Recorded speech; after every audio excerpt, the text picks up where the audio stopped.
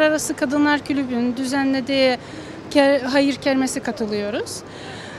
Katılımcılar arasında 70 sanatçı ve aynı zamanda hayır kurumlar yer almaktadır.